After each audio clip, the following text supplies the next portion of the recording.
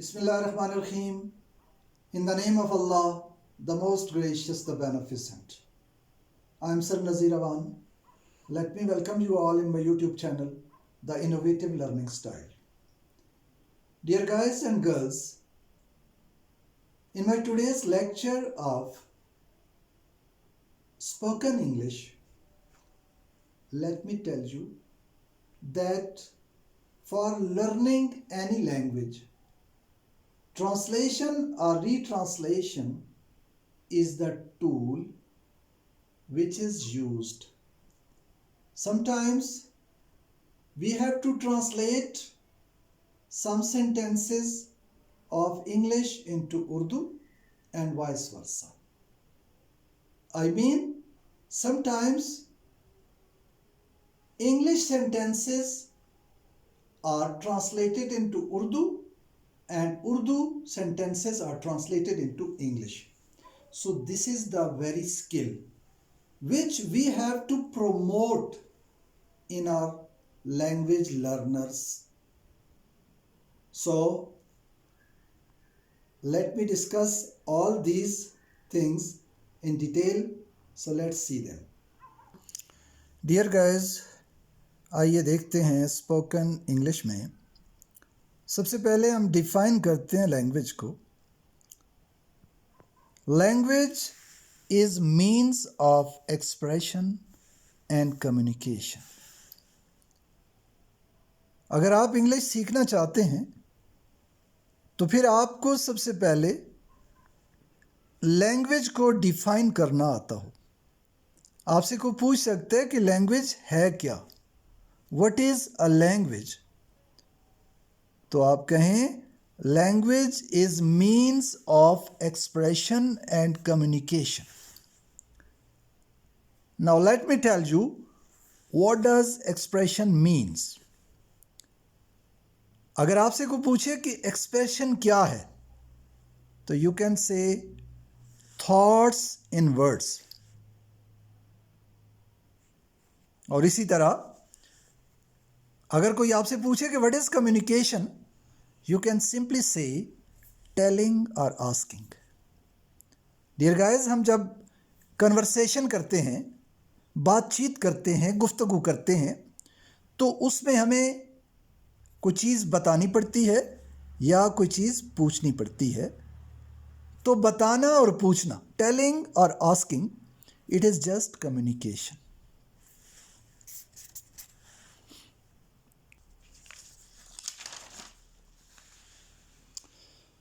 Dear guys, here is an exercise. Translate into English. आइए इसे करते हैं। सबसे पहला जो जुमला हमें नज़र आ रहा है वो है ये दुकानदार कम तोलता है। अगर हम इस सेंटेंस पे गौर करें तो ये एक हैबिट या रूटीन है, यानी सिंपल प्रेजेंट है। ये दुकानदार कम तोलता है। Let's come to translate it. सबसे पहले हम लेंगे ये दुकानदार, इस हिस्से को हम लेंगे तो हम लिखेंगे this shopkeeper. This shopkeeper.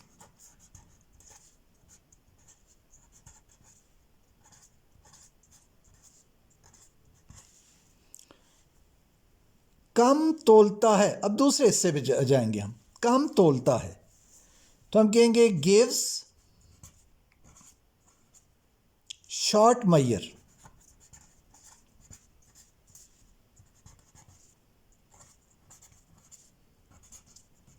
Maihar आप जानते हैं पैमाइश करने को कहते हैं, तोलने को कहते हैं। ये दुकानदार कम तोलता है। This shopkeeper gives short measure. अगले जुमले पे आते हैं, करे कोई भरे कोई। अगर आप इस जुमले पे गौर करें तो ये एक प्रोवर्ब है। जिस तरह बहुत सारे प्रोवर्ब से आप वाकिफ हैं, जैसे all that glitters is not gold, something is better than nothing. इसी तरह करे कोई भरे कोई, आइए से करते हैं। One slays and other pays. करे कोई भरे कोई, one slays and other pays, यानी गलती कोई करता है और उसका खमियाजा किसी और को भुगतना पड़ता है। ये एक प्रोवर्ब है। आइए एक अगला जुमला देखते हैं। ये सड़क मेरे पुराने गांव को जाती है। अक्सर लोगों से अगर ये पूछा जाए, बच्चों से ये पूछा जाए, तो ये कि वो यहाँ कहेंगे कि this road goes to my old village. तो ये न सिर्फ मिस्टेक है बल्कि ये ब्लंडर है, यानी बड़ी गलती है, जिसे गलता कहते हैं। तो ये सड़क मेरे पुराने गांव को जाती है, तो यहाँ भी हम इसमें लेंगे ये सड़क, जिस तरह हमने कहा था ये दुकानदार। तो सबसे पहले हम लेते हैं ये सड़क, दिस रोड।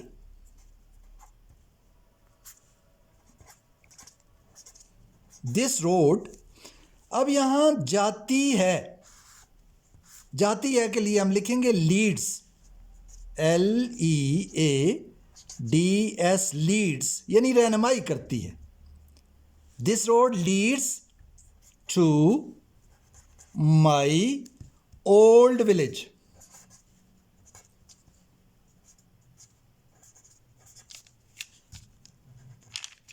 ओल्ड विलेज, ये सड़क मेरे पुराने गांव को जाती है। अगर आप किसी को ये बताना चाहते हैं तो आप कहेंगे this road leads to my old village. आइए अगला जुमला देखते हैं, और वो है मेरे दादा जान अखबार पढ़ते हैं। अगर आप इस जुमले पे गौर करें तो ये भी सिंपल प्रेजेंट है। मेरे दादा जान, माई ग्रैंडफादर। तो ये पहला हिस्सा हम लिखेंगे माई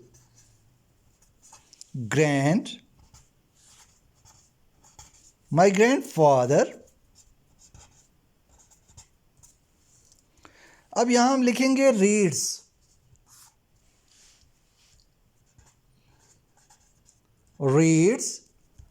और ये जो अखबार लिखा हुआ है इसको लिखेंगे न्यूज़पेपर।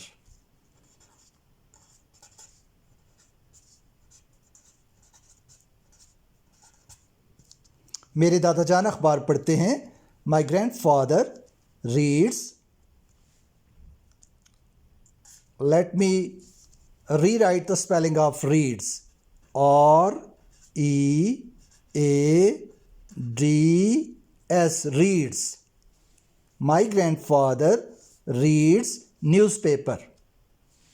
बच्चे मेज़ के गिर्द चक्कर काट रहे थे।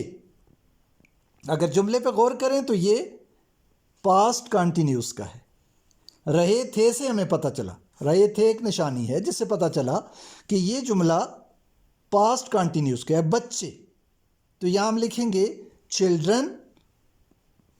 सबसे पहले हम लिखेंगे चिल्ड्रन, CHILDREN, चिल्ड्रन। अब चूंकि चिल्ड्रन बच्चे ज़्यादा थे इसलिए लिखेंगे चिल्ड्रन वर। अब चक्कर काटने के लिए हम क्या लिखेंगे? चक्कर काट लेंगे। आप सोच में पड़ गए होंगे कि चक्कर काटने के लिए हम कौन सा वर्ड लिखेंगे। तो ये बहुत आसान है, सर्कलिंग। CIRCLING,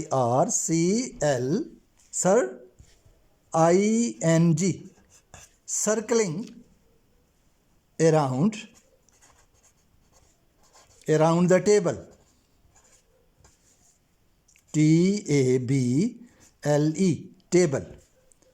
बच्चे मेज के गिर्द चक्कर काट रहे थे। Children were circling around the table. आगे चलते हैं। मोची जूते मुरम्मत करेगा। जुमले को देखें तो ये फ्यूचर है, फ्यूचर इंडेफिनिट है। मोची, कॉबलर